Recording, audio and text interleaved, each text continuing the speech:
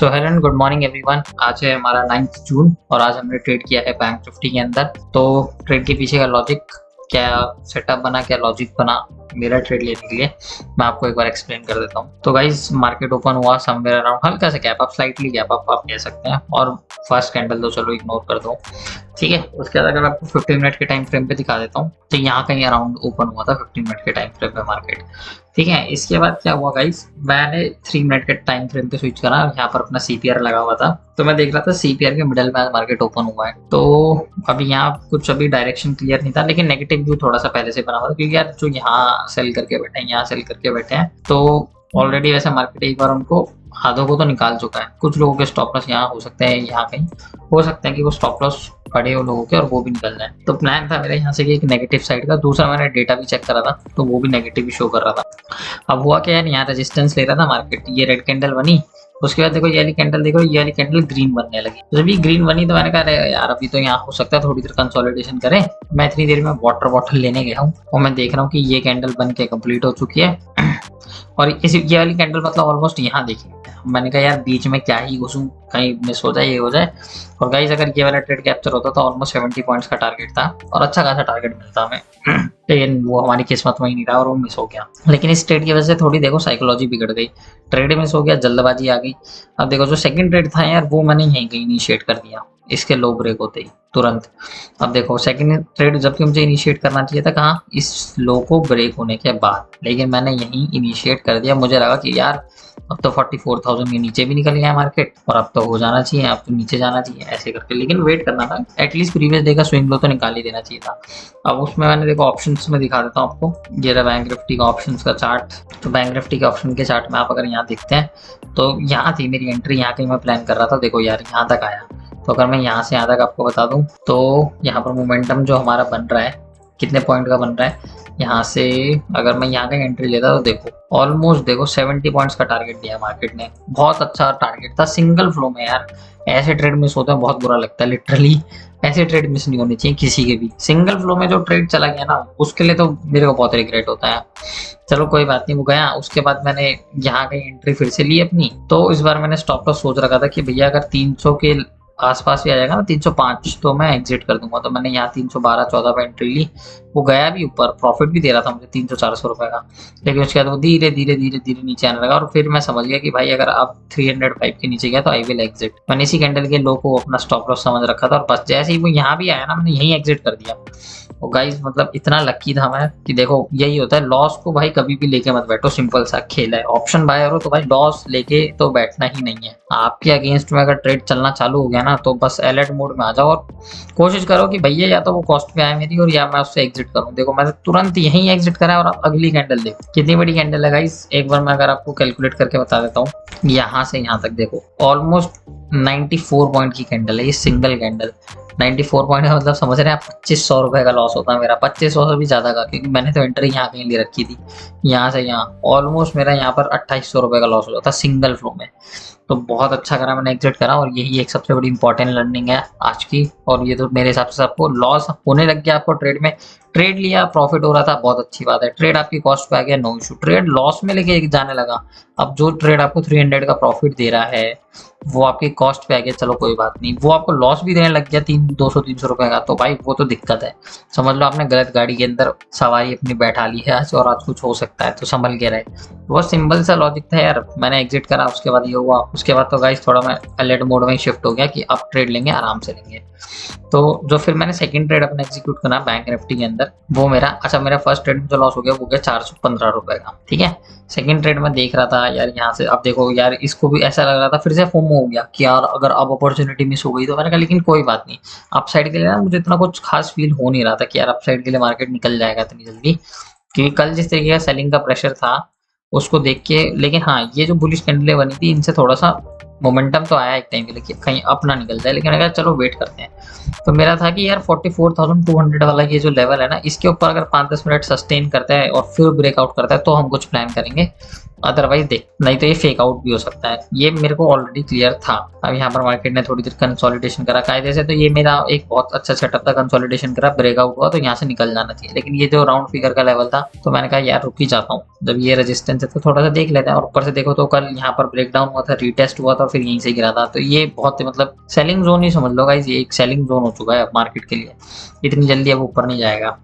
तो ये था। अब देखो यहाँ से जैसे ही वो आया ना, मैंने यहाँ फिर से एंट्री ली अपनी इस बार, और यहाँ मेरा स्टॉप लॉस था। ऊपर ज़्यादा नहीं, 30 पॉइंट्स का स्टॉप लॉस था। और मेरा टारगेट था ये वाला लेवल, ऑलमोस्ट यहाँ से 100 पॉइंट का था। मार्केट के अंदर एक गैप जो लग रहा था मुझे कि एक फिल हो जाएगा बहुत इजीली, और हो सकता है मार्केट आ जाएगा। अब देखो, वो तो मैंने ट्रेड भी रिकॉर्ड करा है, मैं आपको ट्रेड की रिकॉर्डिंग जस्ट इस ट्रेड को एक्सप्लेन करने के बाद लगा भी दूंगा, आप देखना आज। तो अब वो ट्रेड चला चला चला चला काफ़ी देर तक चला। उसके बाद देखो क्या हुआ, वो यहाँ तक आया तो प्रॉफिट हो रहा था, अच्छा खासा प्रॉफिट हो रहा था। ऑलमोस्ट आप समझ लो लॉस कवर होकर हम 100 रुपीज़ के प्रॉफिट में हो गए थे अगेन। तो इस बार मैंने कहा यार चलो ठीक है, शायद अब ट्रेड निकल जाएगा। लेकिन वो जिस तरीके से मोमेंटम कर रहा था ना, लग नहीं रहा था कि कुछ बात बन रही है। फिर गाइज वो फिर से मेरी कॉस्ट के ऊपर आ गया। तो भाई इस बार तो मैंने डिसाइड कर लिया कि अब तो कॉस्ट पे है। फिर देखो वही वाला सेम चीज़ हुई ना, 500 का प्रॉफिट दिखाया और यहाँ पर फिर से लॉस होने लगा। तो यार फिर वही चीज़ हो गई। तो मैंने कहा यार अब हो सकता है कहीं यहाँ से फिर से ब्रेकआउट करके ऊपर निकल जाए या यहाँ तक भी आ जाए, मेरा तो लॉस बढ़ जाएगा ना। हो सकता है वो यहाँ से रिवर्स हो जाए, मना नहीं करूँगा, लेकिन मेरा फालतू में लॉस मैं क्यों लूँ। वैसे ही कैपिटल हमारा छोटा है, बहुत सोच समझ के प्लान करना पड़ता है छोटे कैपिटल पे। ऐसे ही ट्रेडिंग हो जाती है ऑप्शन बाइंग के अंदर। कुछ नहीं यार, फिर मैंने उसको ऑलमोस्ट कॉस्ट पे एग्जिट करा, लेकिन वो कॉस्ट पे क्या, वो 57 रुपीज़ के लॉस में एग्जिट हुआ। तो अब मेरा जो लॉस हो गया था वो हो गया था 458 या 57 रुपीज़ समथिंग, इतने का हो गया था मेरा जो ओवरऑल लॉस था। तो उसके बाद गाइज मैंने बैंक निफ्टी में तो हाथ ही जोड़ दिया कि आप बैंक निफ्टी में ट्रेड नहीं करेंगे। अगर आपको अपॉर्चुनिटी मिली तो Nifty, otherwise done for the day. वैसे भी 2 ट्रेड हो ही गए थे। तो उसके बाद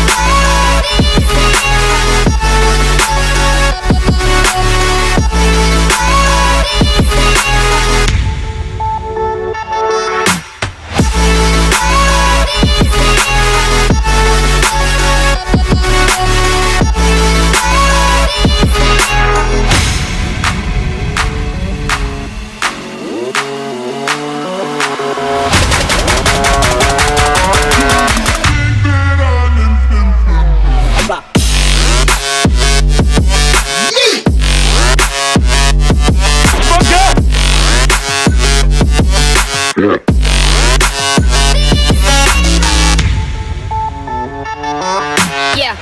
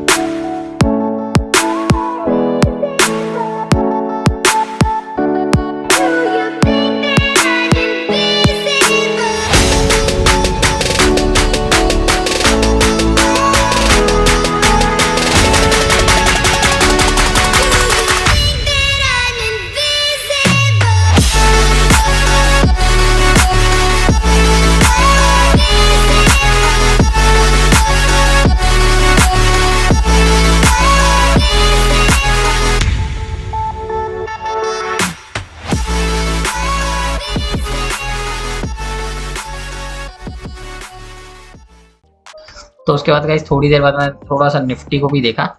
तो निफ्टी में मैं आपको बता देता हूँ, निफ्टी में देखो क्या हुआ। निफ्टी में देखो एक ना यहाँ पर निफ्टी ना थोड़ा नेगेटिव था ज़्यादा। बैंक निफ्टी देखो कितना अच्छा फॉल आया, फिर ऊपर गया और फिर से फॉल आया।